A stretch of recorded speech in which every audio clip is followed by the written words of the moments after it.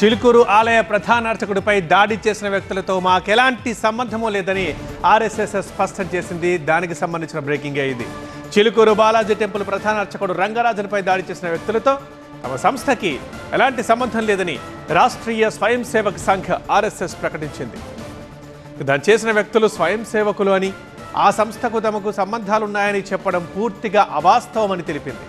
రంగరాజన్పై దాడి చేసిన మొదటి రోజే తాము దీన్ని ఖండించినట్లు ఆర్ఎస్ఎస్ వివరించింది. దోషులపై సత్వరమే చర్యలు తీసుకోవాలంటూ డిమాండ్ చేసినట్లు స్పష్టం చేసింది.